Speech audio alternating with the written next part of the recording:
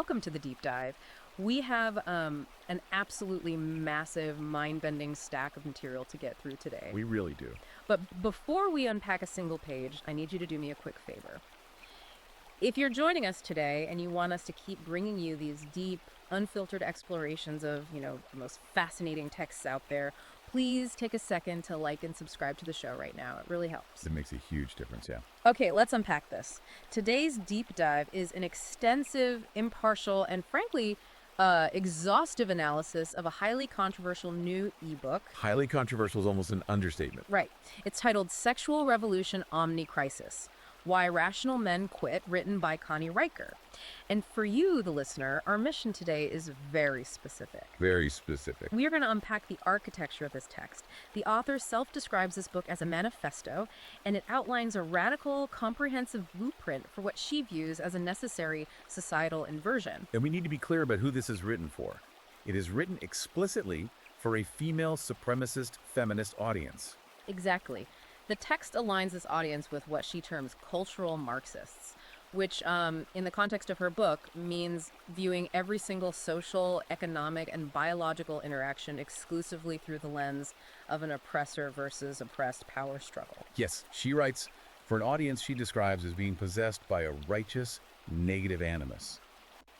An energy directed entirely at dismantling masculinity and Western civilization as we know it. And before we get into the actual mechanics of how the author proposes executing this dismantling, we need to state something clearly and unequivocally to you, the listener. This is vital. This source material contains extremely politically charged content. Extremely. It presents a militant, matriarchal, and vehemently anti-male ideology. We want to emphasize with absolute clarity that we are never taking sides. Never. We are not endorsing, supporting, validating, or condemning the viewpoints, the hostility, or the political stances contained in this book. Our role today is strictly to act as objective guides. Right. We are impartially reporting on the arguments, the underlying social theories, the anecdotes, and the aggressive strategies the author has laid out in the text. We're doing this so that you can understand the material, the cultural phenomenon it represents, and the architecture of its arguments without having to actually read it yourself. Exactly. We are looking at the blueprint of the building. We are not endorsing the building itself. That's a great way to put it. And here's where it gets really interesting. Whether you find this text shocking, fascinating, or deeply provocative, you have to understand that it does not operate on blind rage. No, not at all. It operates on a very specific, ruthless internal logic. Over the course of this deep dive, we are going to explore exactly how the author proposes weaponizing finances, emotions, biology, and foundational institutions. To argue for the complete and total obsolescence of men. Right. So Riker begins her manifesto by establishing a foundational premise: that male utility hasn't just declined in the modern era, but that it has completely expired. Expired. Past tense. Yes. The argument she builds is that male physical strength and traditional male logic are now entirely redundant. And she illustrates this transition with a highly specific personal anecdote about her own brother. Which really anchors her whole philosophical framework.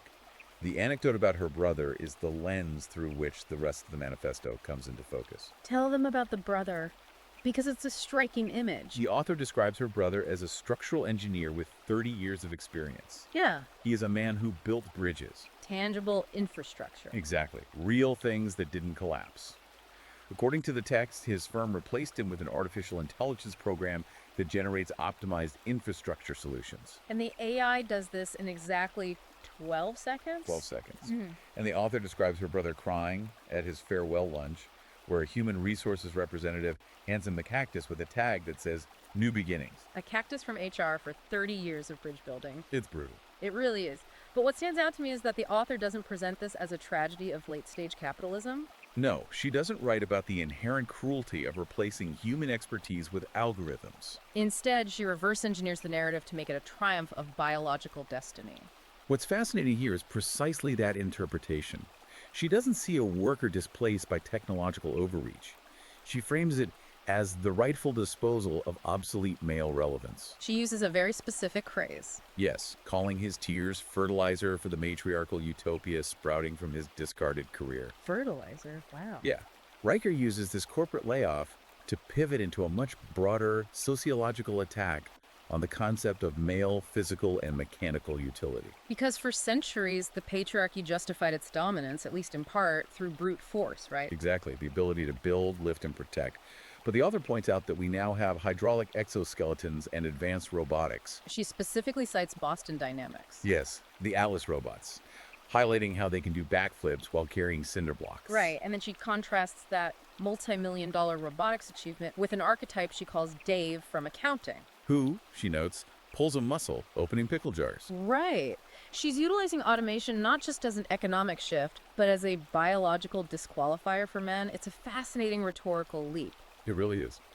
If a robot can lift the cinder block and an AI can design the bridge, she's asking what exactly are men bringing to the table that justifies their continued social dominance? And she extends this critique to modern attempts by men to reclaim that sense of mechanical utility. She heavily critiques maker culture. Oh, the guys in their garages. Yes. You know, the cultural trend of men in their garages, 3D printing items, woodworking, or restoring old cars. She calls it adult Legos, doesn't she? Adult Legos. It's a calculated rhetorical strategy designed to diminish traditional masculine hobbies as infantile and inherently useless. She compares a man 3D printing a bottle opener in his garage to female biomedical engineers designing nanobots that unclog arteries. If we connect this to the bigger picture she's painting, she is systematically going through every foundational pillar of male identity. Physical strength, provision, intellectual logic, mechanical competence. And labeling them all as either obsolete, defective, or inherently violent. So, what does this all mean for how she views masculinity itself? Because she doesn't stop at calling men obsolete. No, she goes much further. If you're just obsolete, you're harmless. But she goes a step further and frames masculinity as a kind of original sin. She argues that male drive is automatically pathologized as aggression in our current culture, while female drive is praised as progress. And she uses a school environment to make this point, the dodgeball story. The dodgeball anecdote is crucial to understanding her framework. The text details a local school district banning the game of dodgeball. Because allowing boys to compete physically by throwing objects at one another was deemed violent indoctrination. But at that exact same school, when an all-female debate team aggressively dismantles their opponents using rhetoric and intellectual strategy. They are championed as heroes cutting through the patriarchy. Exactly. So she's taking the natural variance in human behavior, specifically male competitive physical drive, and pointing out how society applies a retroactive moral judgment to it. But here's the twist. She's not pointing out this double standard to argue that it's unfair to boys. Not at all. She thinks the double standard is entirely justified. She argues that male drive is, at its core, inherently violent. To support this, she cites FBI statistics showing that the vast majority of serial killers and violent criminals are male.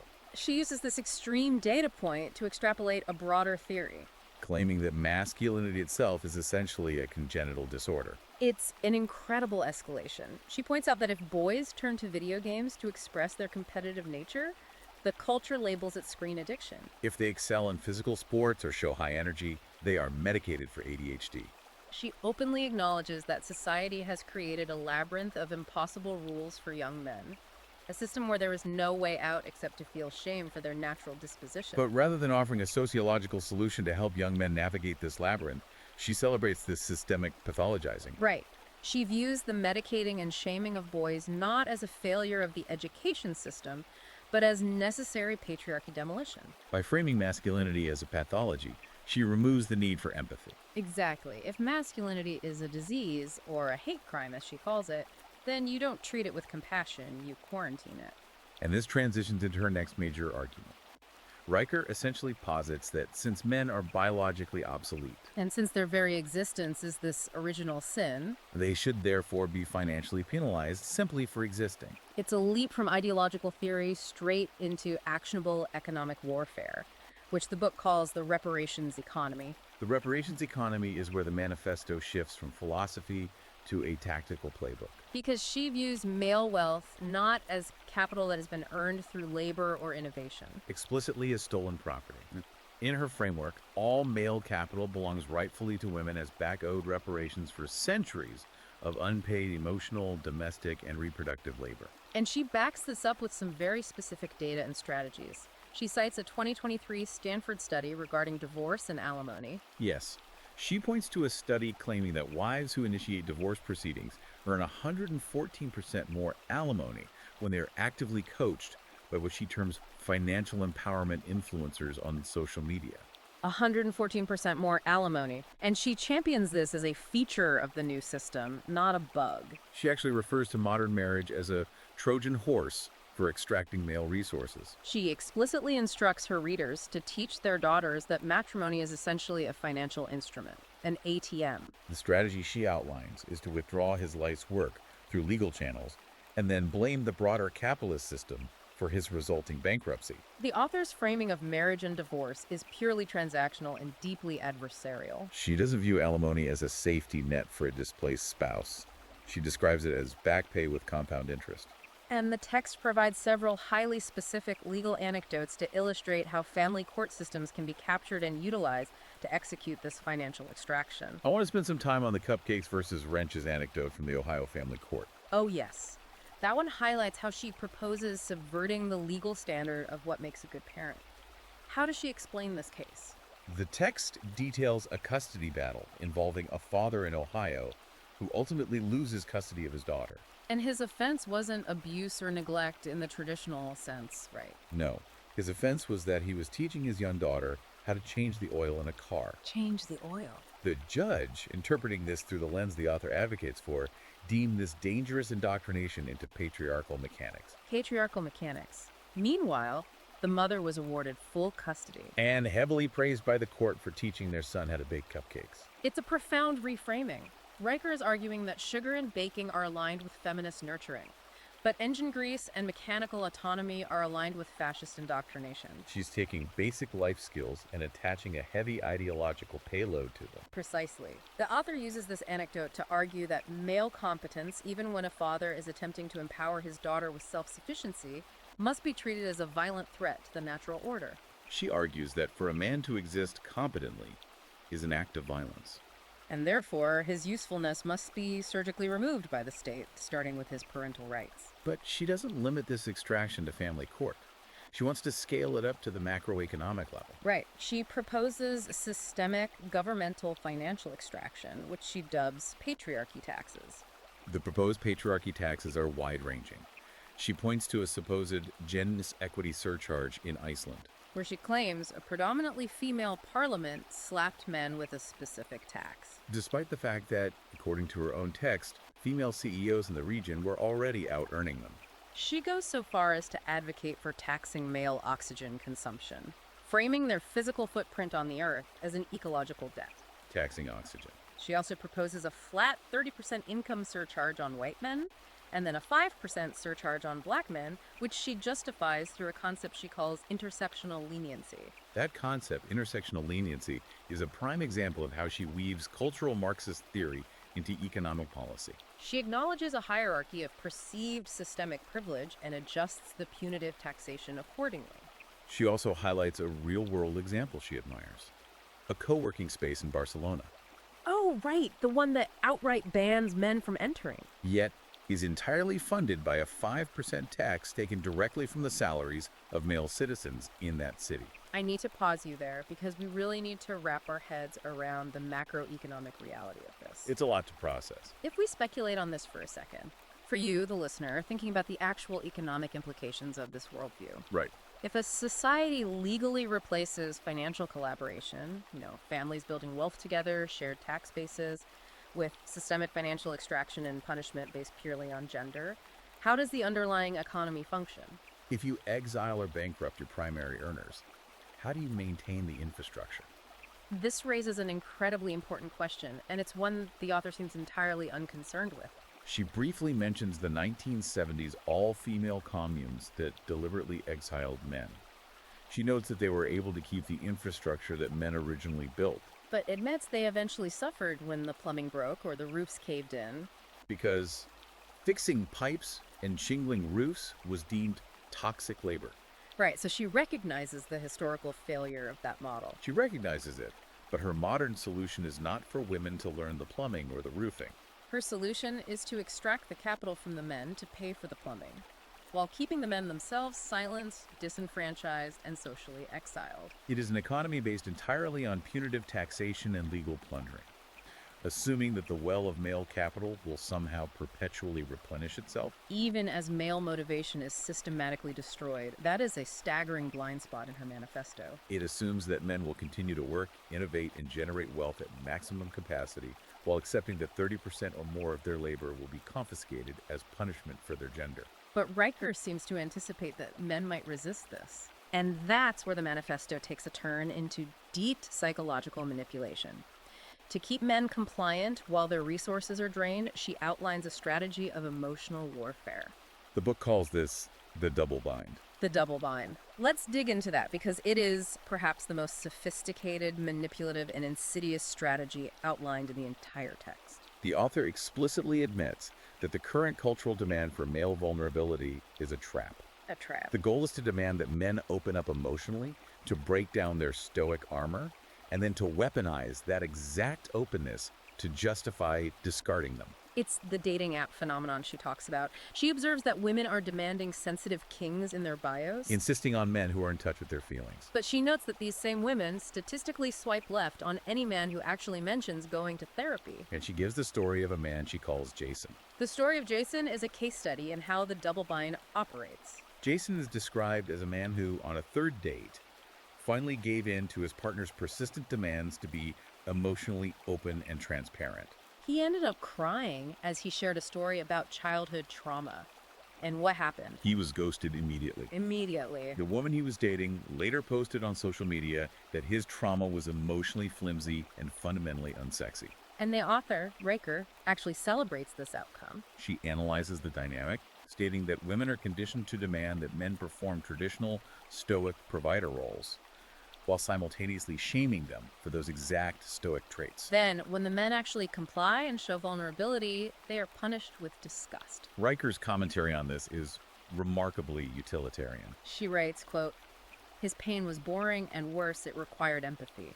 Why should we waste energy comforting oppressors? That essentially commodifies empathy. It treats a partner's vulnerability not as a moment for connection, but as a weakness to be exploited." And this tactic isn't just relegated to modern dating. Riker outlines how it is being weaponized in corporate human resources departments. Very much so. The book details a story of a tech CEO who wept openly in front of his team over the recent death of his mother.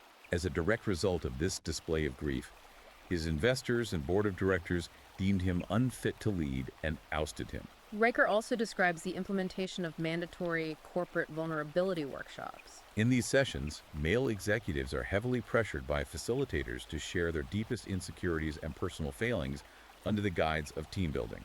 But the workshops aren't actually about team building. No. According to the manifesto, those tearful confessions and admissions of insecurity are secretly logged. And leaked to promotion and compensation committees. They are used as definitive documented proof that these specific men are emotionally compromised. And therefore ineligible for advancement or leadership roles. It's a brilliantly cruel trap. It's a lose-lose situation, intentionally designed to break their psychological footing. If a man remains stoic and guarded, he's written up for being toxic and uncollaborative. If he shows emotion, he's documented as unstable and unemployable. And then there's a Swedish lawsuit. Yes, we have to unpack the legal theory behind this because the effective negligence case blew my mind. The Swedish lawsuit is a perfect illustration of how the double bind can be codified into law.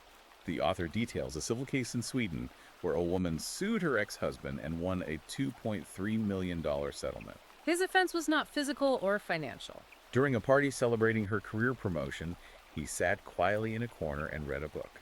The court allegedly agreed with the plaintiff's argument, legally defining his behavior as effective negligence and emotional stinginess. How does a court even quantify emotional stinginess to the tune of $2.3 million?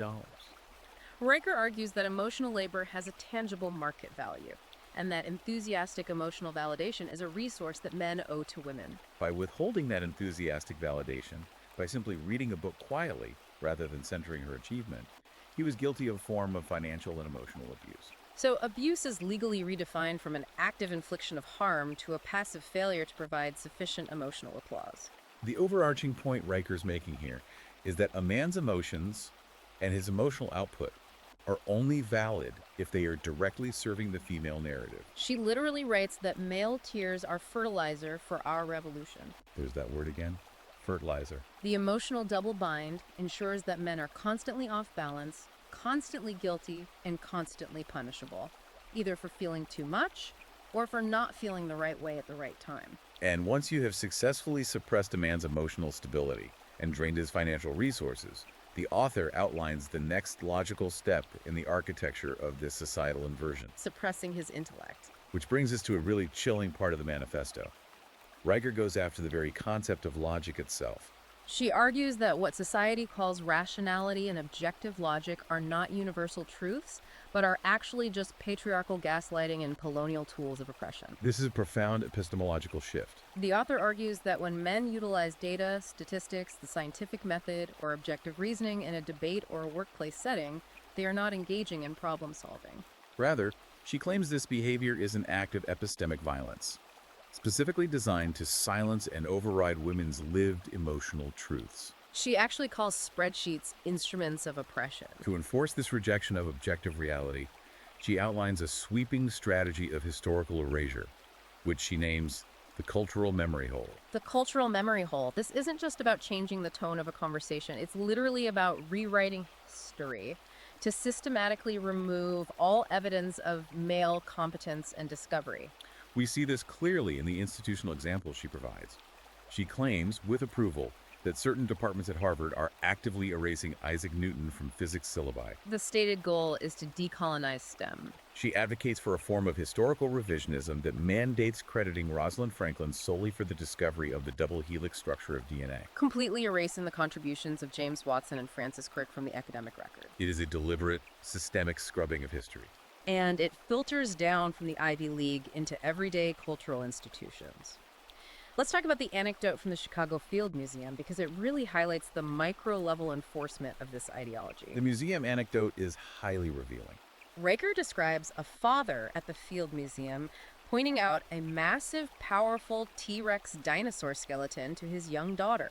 He's simply trying to bond with her, talking about how big and strong the dinosaur was. According to the text, he is approached by museum staff, officially accused of promoting carnivorous masculinity and toxic fossilphilia. Toxic fossilphilia. And is subsequently escorted out of the building by security. I mean, it sounds like an internet parody, but the author is dead serious. She views any celebration of strength, power, or dominance, even when discussing a fossilized extinct animal, as a subconscious threat to the matriarchal order she is trying to build. And she scales this rejection of objective reality globally. She highlights protests in Rio de Janeiro where activists were literally burning calculus textbooks in the street, screaming death to penis-shaped logic.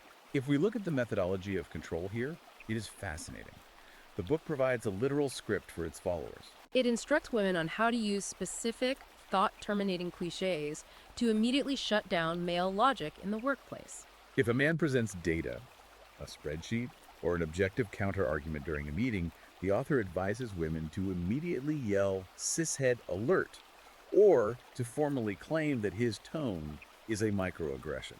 The text proudly claims that 67% of progressive males admit to censoring their data and withdrawing their arguments immediately after hearing those specific phrases, out of fear of HR retaliation.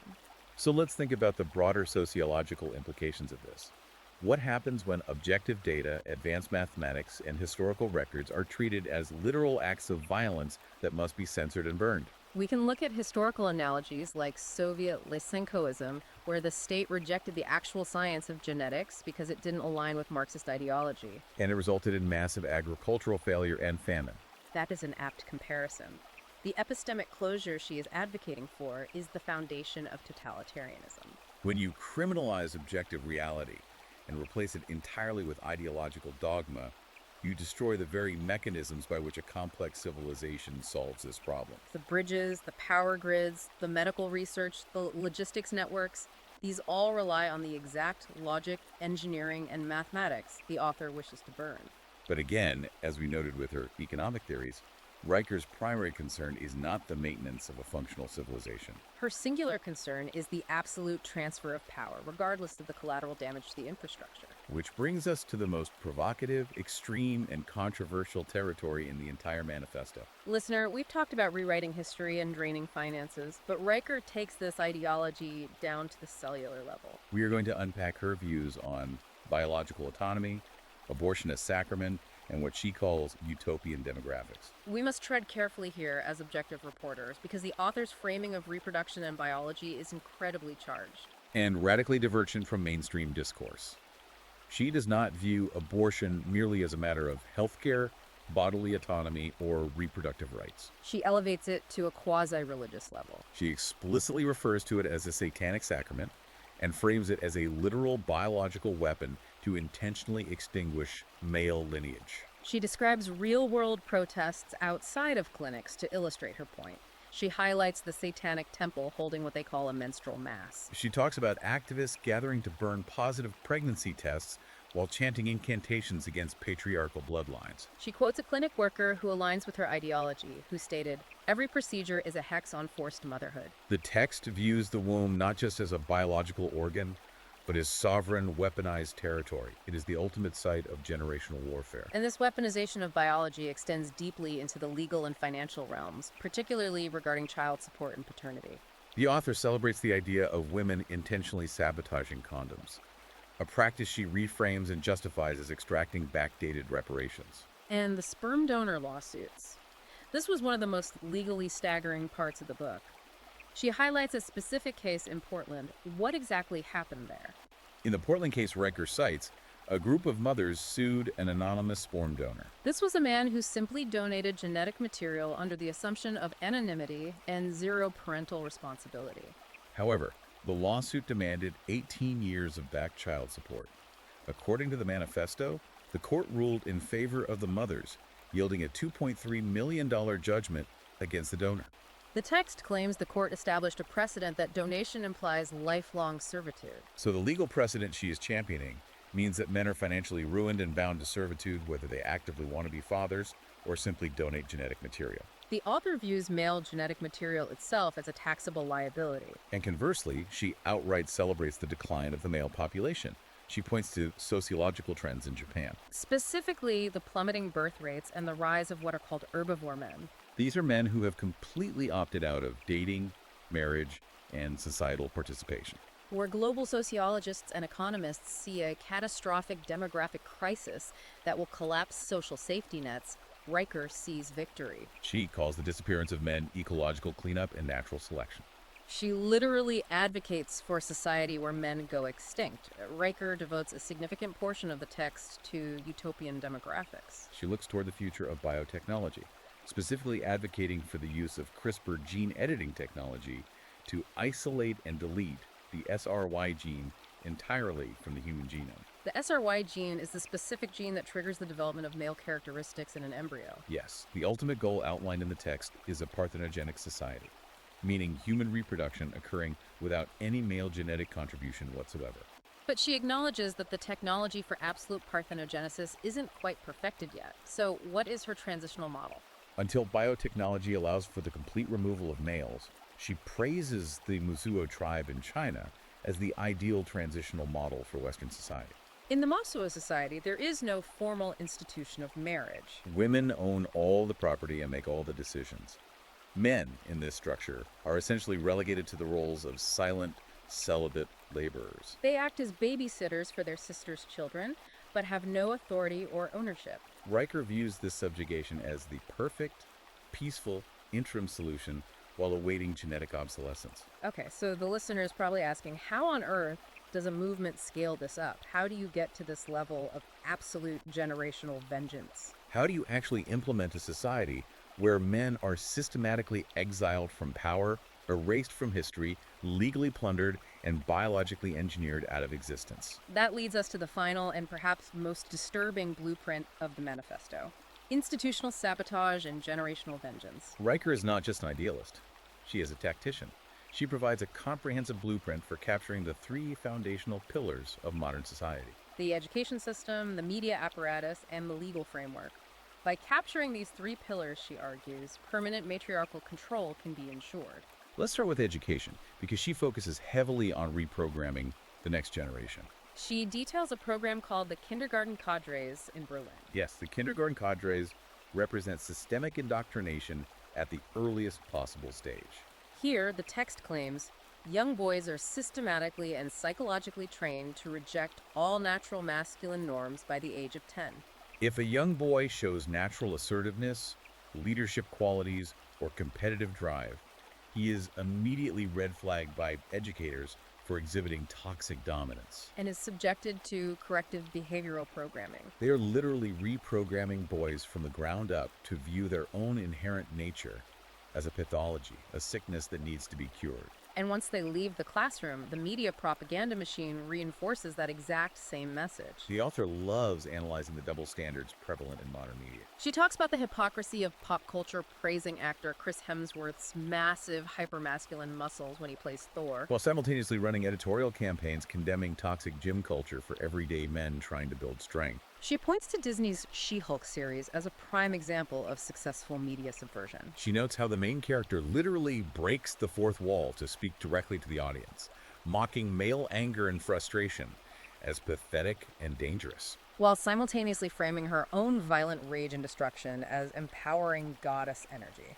The overarching media strategy Riker advocates is twofold: consistently portray male competence, leadership, and logic as oppressive and dangerous. While portraying male emotion, vulnerability, and compromise as weak and laughable. This completely erases any positive, viable male role models for those boys who are being raised in the heavily filtered educational system. They have nowhere to look for validation. And finally, she outlines the capture of the legal system to enforce this culture. We've talked about family courts. Where she celebrates statistics showing courts awarding 90% custody to mothers, often based on incredibly vague subjective claims. Like a mother simply stating that the father felt off or gave her bad vibes. But she also wants to criminalize male speech and resistance. She points to the United Kingdom as a successful testing ground for this. She cites statistics showing the UK recording thousands of non-crime hate incidents. These are official police records filed against men, not for committing violence, but for posting sarcastic tweets, questioning feminist hashtags, or expressing dissenting opinions online. Riker views the criminalization of male dissent as essential to maintaining the new order. And this all leads to the conclusion of the book. The author's ultimate final solution for men, as detailed in the closing chapters, is a stark, uncompromising binary choice. It is a choice with no middle ground. Men, under Riker's proposed system, can either accept absolute silent submission, Meaning they willingly surrender their wealth, their historical legacy, and their voices to endlessly fund the matriarchy while accepting total social and political exile. or they face deliberate biological and social extinction. The text offers no concept of equality, no vision of harmony, and absolutely no room for compromise. Okay, let's take a step back and look at the whole picture. We have covered a dizzying, overwhelming array of tactics proposed in this book, Sexual Revolution Omni Crisis, Why Rational Men Quit. We've looked at weaponized HR departments using vulnerability traps to destroy careers. We've examined the patriarchy tax designed to legally drain male bank accounts. We've discussed the burning of calculus books to rewrite the history of human discovery. And the profound framing of biotechnology and abortion as literal warfare against male bloodlines. The staggering scale and the ruthless precision of Connie Riker's vision for societal inversion is intense, and it operates on a deeply calculated logic. It is, without question, a comprehensive and militant architecture for absolute supremacy. And once again, as we conclude, we must reiterate to you, the listener, that we have been exploring these highly charged, provocative concepts strictly as an objective review of the source material. We are not endorsing Connie Riker's manifesto. We are dissecting it, unpacking its sociological theories, and exploring its arguments so you can understand the mechanics of this extreme ideology. Absolutely. We are just the guides through the material. And as we wrap up today's deep dive, I want to leave you with a final provocative thought. Something to mull over that builds on everything we've just unpacked about power and control.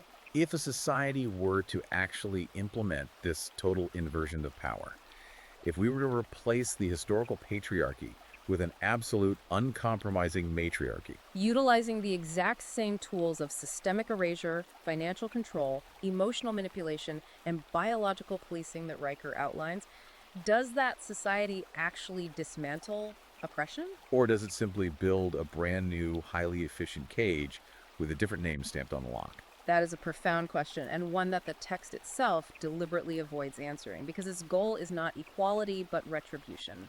Thank you so much for joining us on this deep dive. If you enjoyed this in-depth analysis and want us to keep tackling these complex topics, please explicitly hit that like button and subscribe to the show right now. And if you are fascinated by the architecture of these arguments and you are curious to read the source material for yourself, to see this ideology in its original, unfiltered form, you can check Amazon Kindle and Google Play Books to buy the ebook, Sexual Revolution, Omni Crisis, Why Rational Men Quit. You can also follow the author and read more of her foundational essays directly at Conrad Sucker on Substack. Until next time, keep questioning everything.